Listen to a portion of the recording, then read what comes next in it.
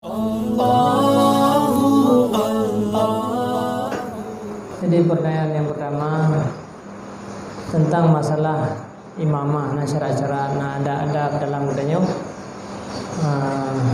terlaksanakan ibadah yang disunatkan dalam berjamaah.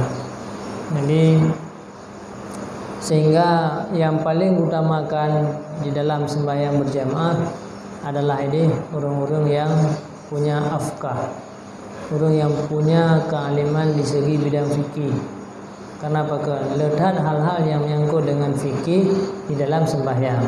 Tetapi juga yang pokok gunya tentang Fatihah biasalah baca sih, afkah, tapi Fatihah anak gapah. Jadi artinya apabila goyan kaglah kewajiban di dalam bacaan, walaupun goyan kan hafid, maka goyan lebih utamakan. Kemudian apabila hana urunyan baru itu uyuyum nyanju sampai urungnya laga asu, sampai urung yang laga berupa, sampai urung yang podempah. Jadi itu raju sama dengan urung yang terdahulukan di dalam imam. Malam kasus mana putra naimum kadang legoyan memang karena diangkat imum lebih layak goyan. Apabila bacaan betul, memang katuha kabatu-batu geman.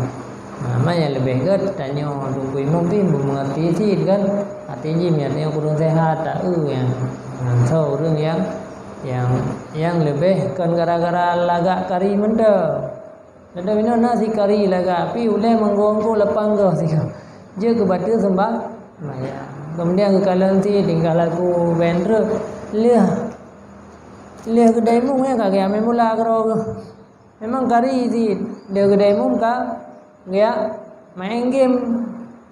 Jadi nyampi juga harus orang yang orang. Jadi lelah segi-segi yang tak perhatikan kan semata-mata yaitu dengan lagak baca Quran. Yang salah satu kelebihan juga tak utamakan. Tapi juga dengan takalan-takalan dengan yang lain. Jadi lebih baik mandum tanya dahulukan orangnya. Bahkan orang yang lebih tua dahulukan daripada orang yang lebih muda. Terukunan agama giu perhatikan. Sehingga urung pormo, sehingga urung yang lagak rupa, urung yang lagak suara. Jadi terukunan diperhatikan. Jadi takalan urungnya nak lebih rano, urungnya nak lebih rede. Yang dan antara kelebihannya entah yang tak utamakan. Kira-kira lagi ya. Jadi baik sabar segi itu yang takalan. Baik sabar segi itu. Bahkan kalau baik dan imumnya orang yang lebih benci le orang. Yang orang lebih benci le orang umah gonya ada imum palau dah adalah jauh tu benci. Baik sih. Giu perhatikan maka ada tangkat ke imumnya baik orang yang lebih bengih orang. Tapi biasa le tangkat ka bengih Yang ni tak apa ada yang. Pertanyaan yang kedua tentang masalah yaitu tentang masalah bacaan-bacaan dalam tentang yang menyangkut dengan ayat-ayat Al-Quran. Nanaku saya kami menyentuh yang hal yang menyangkut dengannya nana masalah. Cuma di dalam kitab ataupun dalam tarikat-tarikat gede adanya tentang masalah yaitu di antara doa untuk menolak bala dan bencananya adalah waqul ja'al haqqu wa zahaqal batil innal batila kana zahuqa. Jadi yang dua macamnya. Maka di pesantren lagi di Samalanga si pegang wirid adanya. Setiap dia subuh malam saya baca ya. Fa in tawallau faqul hasbiyallah.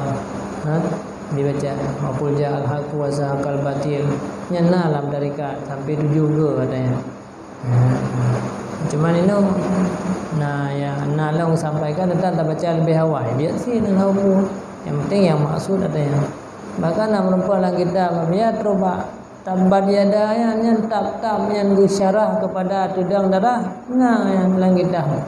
Ana masalah kan ngata pura-pura li de urun tua hawai ke. Padahal ibu mengkot tapnya tapi karena isyarah Qurannya lelah. Karena makna Al-Qurannya bukan sekedar makna-makna yang tertulis lagi ya. Lehat yang dikandung makna-makna yang tersirat mental. Jadi anak pun yang kalau kita sampaikan oleh para ulama-ulama awal yang goyan lebih halus lah dalam pandangan-pandangan tidak yang hana halu pandangan yang be dedar mata kah. Maka tak ikuti macam pun yang hai ulama-ulama yang memang ulama yang benar-benar ulama. Dia nanggalah dia wakul jala kuasa akal batil dalam tarikat yang tuan tupur bahwa juga ngikutnya jiknya ada baca ayat ilikunya ni. Kira-kira lagi. Dia tak baca dah sambung, salah sih, tapi yang maksud ayat tersebut.